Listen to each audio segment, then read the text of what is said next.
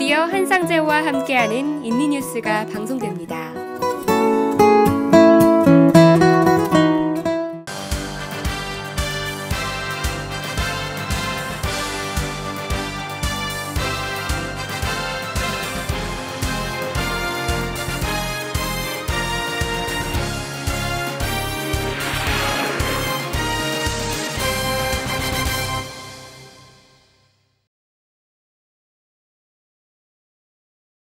여러분 안녕하십니까? 한상재입니다. 지금부터 11월 26일 월요일 인도네시아 주간 뉴스 브리핑과 해설을 시작하겠습니다.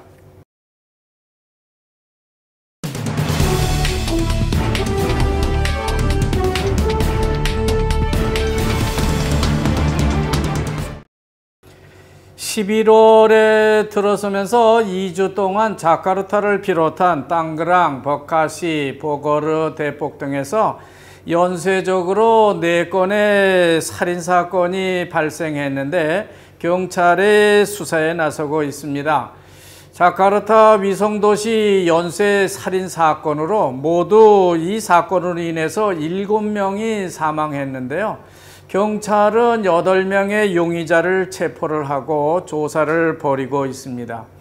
11월에만 이런 강력 살인사건이 발생한 것은 아닙니다.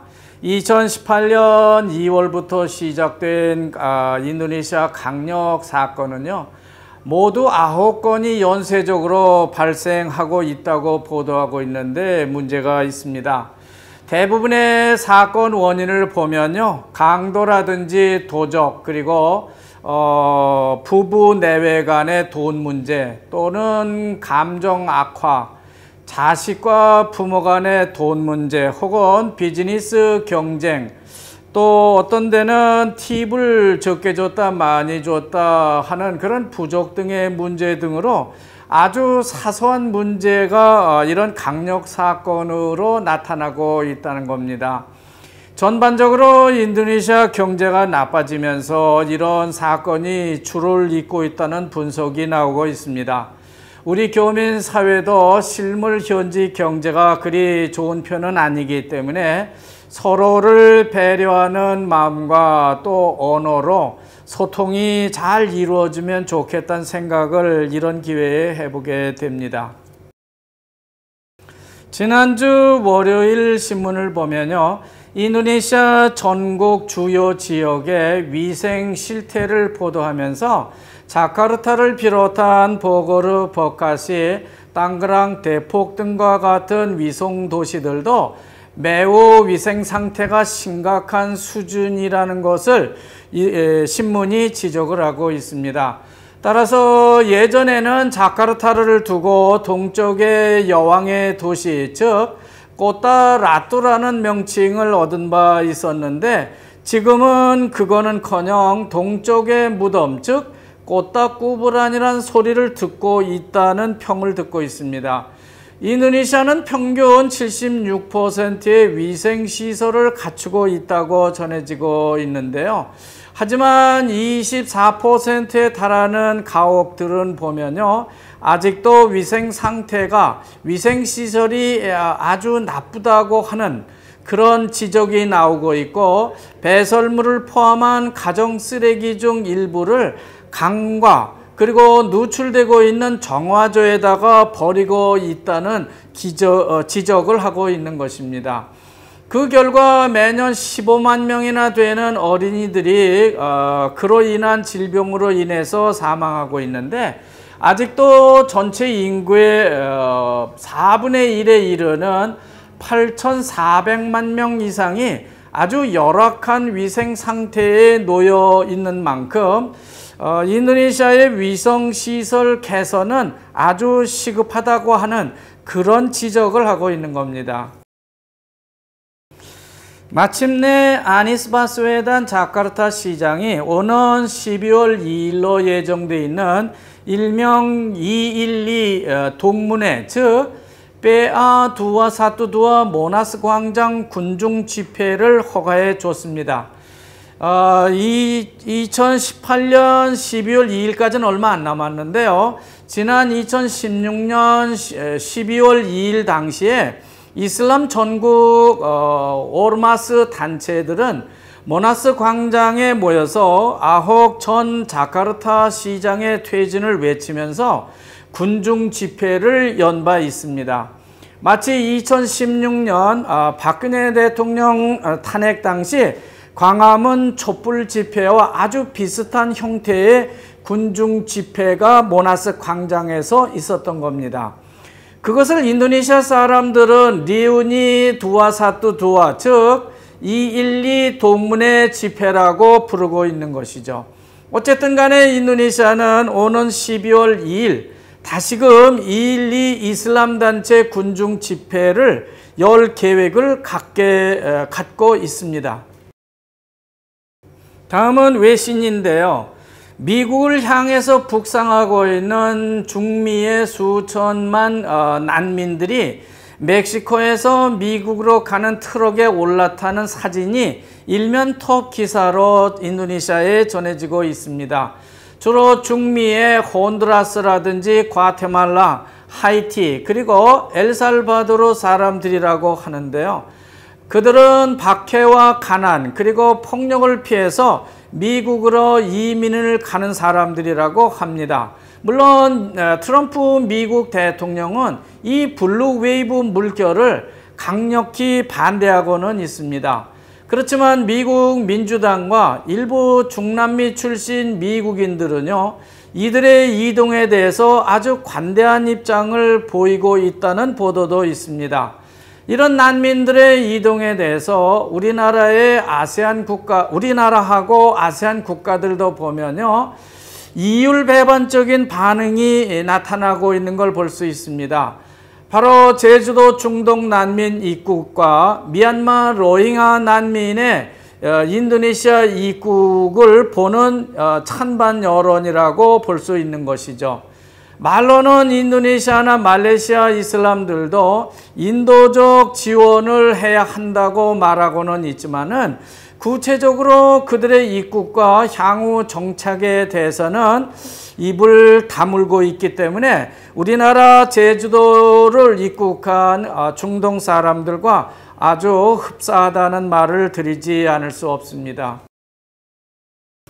중국 시진핑과 필리핀 두테르테 대통령이 지난 20일 남중국해 자원 공동 개발에 합의함으로써 필리핀의 친중 탈미 노선이 시작되고 있는 것으로 그렇게 외신은 전해지고 있습니다.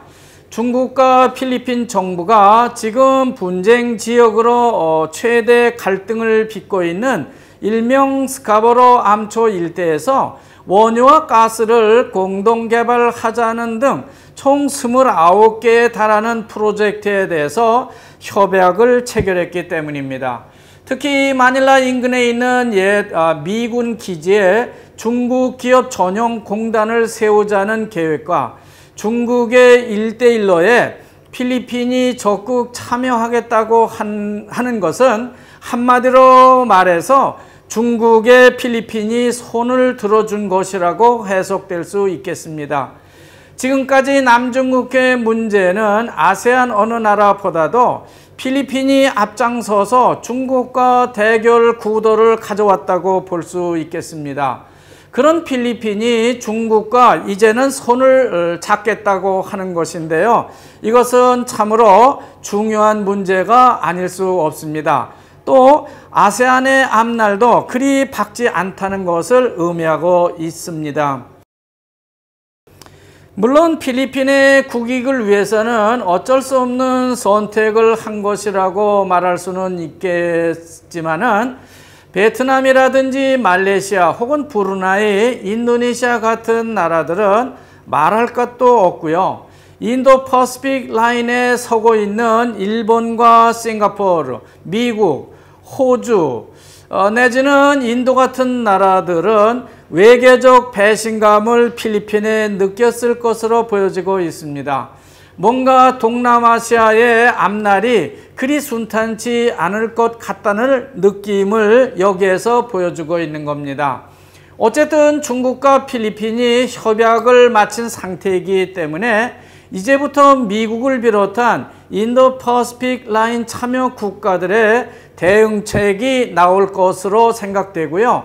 아세안도 뭔가는 알 수 없지만은 두 쪽으로 갈리는 그런 분열 조짐에 대한 입장을 서로 밝히게 될 것이 아닌가 하는 전망을 내놓을 수 있겠습니다. 박근혜 대통령 정부 때 설립된 한국 위안부 재단을 문재인 대통령께서 해산하겠다고 하는 그런 한국 정부의 조치로 인해서 한국과 일본의 외교 관계가 점점 가열되고 있다는 기사가 인도네시아 국민들에게 전해지고 있습니다. 일본은 일본 주재 한국 대사까지 조치를 하는 등 비교적 강하게 반응하고 있는 것 같습니다. 인도네시아 신문에 난 자료가 맞는지는 모르겠지만 2차 세계대전 당시 조선 위안부 수가 15만 명에 달했다고 합니다. 하지만 대부분 지금은 사망을 했고 지금 현재 5천 명이 살아있다고 하는 것이죠. 박근혜 대통령 정부가 지난 2015년인가요? 살아있는 위안부 할머니들을 위해서 실질적으로 그들을 돕기 위한 방안이 뭔가를 고민한 끝에 한일 간 합의를 통해 일본 자금으로 일종의 복지재단을 출범했지만 정권이 이제 바뀌니까 이제는 그게 무효라고 주장하고 있는 것이라고 볼 수 있습니다. 하지만 이런 위안부 문제와 용병의 문제는요, 인도네시아도 같은 고통을 받은 나라이기 때문에 동병상련의 국가라고 볼 수 있습니다. 우리의 여성들과 청년들은 위안부와 포로 감시원으로 동남아시아에 파견돼서 고생을 극심하게 했고요. 인도네시아 여성들과 청년들도 마찬가지로 현지에서 위안부가 되기도 했고 수십만에 이르는 노무샤, 즉 노무자 지원 부대원들이 태국 전선에 투입되었다가 죽어가기도 했습니다. 하지만 이들도 우리나라처럼 1965년인가요? 전후 보상금으로 호텔 인도네시아 호텔이 지어졌고요. 누산따라 빌딩 등을 지어주는가 하면 팔렘방 무시강에는 최신식 다리를 놓아주기도 했습니다. 이게 전후 보상금이라고 볼 수 있는 것이죠. 그렇다고 해서 인도네시아가 일본에 대고 지금 위안부 문제를 다시 제기하거나 노무샤 문제를 다시 제기하지는 않고 있습니다. 뭐가 인도네시아와 우리가 다른지 모르겠지만 인도네시아는 우리나라처럼 과거사에 매달리지 않고 있는 모습입니다. 우리나라가 과거사를 다시 꺼내 들려면은 당시 조선 여성들이 위안부나 청년들이 용병으로 나갈 때 그들의 아버지와 오빠 혹은 형님 혹은 동네 남자 청년들은 뭘 어떻게 반대를 했는지 어떻게 그런 거를 방치했는지 그런 걸 먼저 반성하는 것이 먼저가 아닌가 하는 생각을 해보게 됩니다. 케빈 루드라고 하는 전 호주 수상이 중국이 벌이고 있는 1대1로 전략과 그것을 강제로 막아내려고 하는 미국의 전략, 즉 인도 퍼시픽 라인 방어선 전략을 비교하고 있는 기사가 전면으로 소개되고 있습니다. 중국의 1대1로 즉 바사로 사투사북 사투잘란, 그러니까 중국을 중심으로 하나의 벨트 하나의 길을 통해서 중국의 꿈 즉 중국몽을 이루겠다고 하는 시진핑의 전략에 미국을 비롯한 일본, 호주 등이 인도 퍼시픽 전선으로 대항해 나가자고 주장을 하고 있다는 겁니다. 그렇지만 이미 중국은 파키스탄이라든지 동남아 몇몇 국가들에게 거대 자금을 풀어서 그 나라들이 빚더미에 허덕이게 만드는 게 아니냐 하는 그런 지적을 받고 있습니다. 다음은 국내 농업 분야 문제입니다. 지난 11월 첫 주에요. 제가 말씀드리긴 했습니다만 주간 뉴스에서 인도네시아 농업부가 2018년 1월 22일을 기해서 기존 농업 통계 오류를 수정을 하고 새로운 식량 자급 정책을 추진하고 있다고 전해드린 바 있습니다. 이미 오래전부터 관념적으로 인도네시아가 통계로 잡아둔 농토 면적을 실제 면적에 가깝게 710만 5천 헥타로 바로 잡고 보니까 64만 5,855 헥타만큼의 면적이 부족해지는 그런 현상이 발생했다고 하는 겁니다. 이 부족한 농토 면적을 보충하기 위해서는 농업부가 라와 즉 늪지대를 개발해서 이걸 보충하면 어떨까 하는 계획을 내놓고 있는 겁니다.